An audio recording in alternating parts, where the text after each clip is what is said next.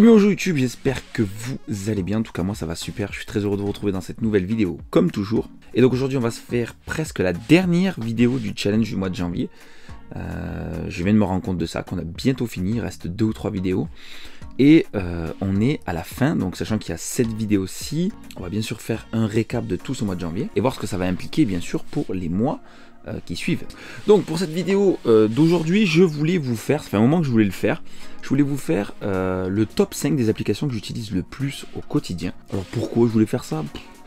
Parce qu'il fallait bien faire une vidéo et puis ça fait un sujet quoi. Non mais je déconne, hein, vous inquiétez pas. Non, c'est juste que, comme d'habitude, c'est le genre de vidéo que j'aime bien moi-même regarder. Ça me donne toujours des idées, puis j'ai découvert plein d'applications grâce à ça. Donc là, il n'y aura pas de découverte exceptionnelle d'applications, mais je vais quand même vous partager les 5 applis que j'utilise au quotidien. Alors, je lance l'enregistrement d'écran.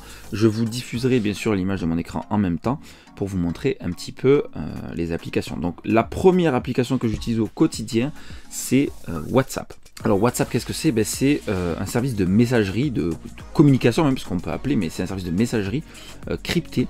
Donc crypté, qu'est-ce que ça veut dire? Vous allez pouvoir sécuriser vos conversations. Alors, pas que je n'ai grand chose à cacher, mais je suis pas trop fan non plus de me faire espionner par n'importe qui, hein. On va pas rentrer dans les trucs de conspiration et tout ça, non mais on sait très bien qu'on est pisté malheureusement avec toutes ces technologies, donc le fait d'utiliser ce genre de messagerie cryptée sécurise un petit peu vos conversations. Alors bien sûr que les gens s'ils veulent ils peuvent observer avec qui vous communiquez, mais on peut pas voir exactement ce que vous dites ou les conversations que vous avez avec vos proches.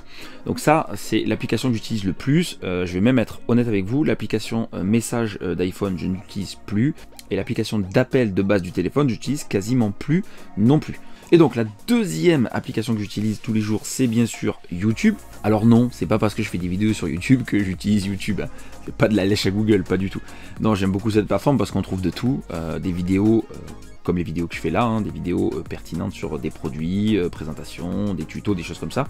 Mais on peut trouver des vidéos plus poussées en termes de formation, par exemple comment faire un effet sur Premiere Pro, comment utiliser un logiciel de montage, toutes ces choses-là. Donc même si le fait d'utiliser un logiciel de montage c'est acquis, mais voilà, on a beaucoup de tutos disponibles, de formations disponibles sur YouTube, donc j'aime beaucoup cette plateforme. Et bien sûr, je suis, comme vous me suivez, d'autres créateurs. Donc voilà, donc c'est une application où je vais au moins une fois par jour, ça c'est sûr et certain. Après, dans le top 3 des applications que j'utilise le plus, c'est Instagram. Donc Instagram, c'est le réseau social que j'utilise le plus, même quasiment le seul.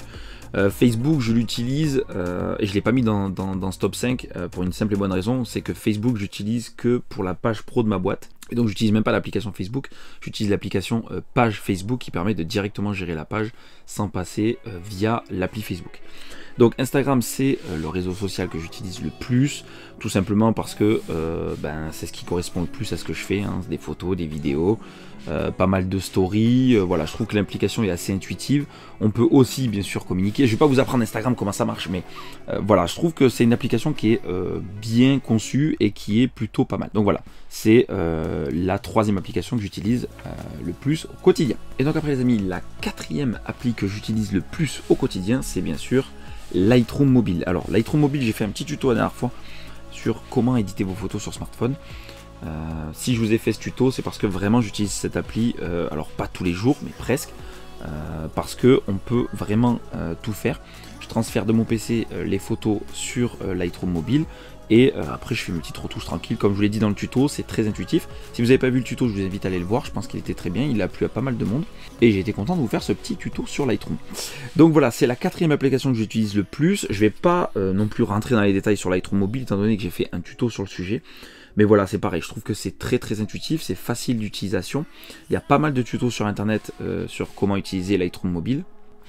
Voilà, tous ces points réunis font que c'est une application que j'utilise quasiment tous les jours, voire tous les jours. Donc on va finir par la cinquième application que j'utilise le plus au quotidien, c'est donc Spotify. Alors Spotify, bon vous connaissez déjà, hein, c'est une plateforme pour écouter de la musique, en tout cas si vous ne connaissez pas, c'est une application qui vous permet d'écouter de la musique en streaming. Et je la trouve très complète, on peut trouver, en tout cas tout ce que j'ai cherché jusqu'à maintenant je l'ai trouvé. L'audio est de bonne qualité, alors il y en a qui vont rigoler, mais c'est vrai que selon les plateformes, on le sent qu'il n'y a pas forcément les mêmes qualités audio. Alors la qualité audio sur une plateforme de streaming dépend aussi de la qualité de votre connexion internet, on est d'accord. Mais Spotify, je trouve qu'il propose des produits qui sont d'assez bonne qualité. Après, bien sûr, il y a des plateformes musicales qui vous proposent des fichiers audio de bien meilleure qualité, mais alors le prix, c'est pas du tout le même. Alors, je parlerai pas du prix de Spotify parce que je ne sais pas combien ça coûte. L'abonnement m'a été offert par mon opérateur pendant 12 mois, je crois. Ouais, je crois. L'accès à la Spotify pendant 12 mois. Donc pour moi, j'en profite. Et avant, j'étais sur Apple Music. Et à comparaison, je préfère largement Spotify que Apple Music, clairement. Donc voilà les amis, vous avez vu les 5 applications que j'utilise le plus au quotidien. Bien sûr, j'utilise bien plus que 5 applications, mais c'était mon top 5 parmi les applications que j'utilise tous les jours. Il y en a qui vont peut-être se demander pourquoi j'ai pas mis YouTube Studio dans ce top 5. Tout simplement parce que ça me paraissait pas pertinent. Oui, j'utilise YouTube Studio tous les jours, hein, donc YouTube Studio c'est l'application qui me permet de gérer ma chaîne YouTube. Donc si j'utilise pas l'appli, je suis forcément sur le site internet directement YouTube Studio pour pouvoir mettre des vidéos en ligne, les modifier, les partager. Enfin voilà, on gère sa chaîne YouTube avec ça. Et j'ai pas voulu le mettre parce que je trouvais pas ça pertinent dans le sens où en ce moment je suis tous les jours sur YouTube pour sortir une vidéo, donc forcément je passe une fois par jour par YouTube Studio. Mais voilà, je vous ai sorti les 5, mon top 5, voilà mon top 5 des applications que j'utilise le plus. Après il y a d'autres applications que j'utilise, hein. Je vous ai cité à un moment donné que j'utilisais l'application page Facebook plutôt que Facebook pour gérer la page professionnelle de mon entreprise. Donc voilà, il y a plein d'autres applications.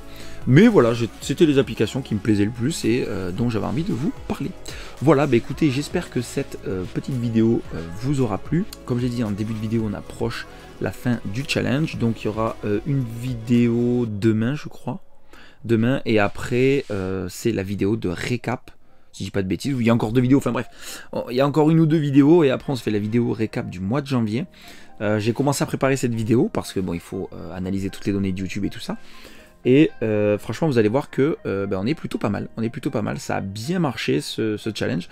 Et du coup, voilà, on en parlera dans la vidéo. Je pense que c'est mieux. En tout cas, voilà, si la vidéo vous a plu, comme d'habitude, les petits pouces bleus, ça fait toujours plaisir et ça fait évoluer la chaîne. Mettez un maximum de commentaires si vous avez des choses à dire, des questions ou autres, n'hésitez pas. N'oubliez pas non plus de vous abonner sans oublier de cliquer sur la petite cloche des notifications. Je rappelle qu'avec un compte Google ou Gmail, on peut s'abonner sans souci. Quant à moi, il ne me reste plus qu'à vous souhaiter une agréable fin de journée. Je dois encore aller bosser. Je vais encore me coucher tard. Ciao les amis.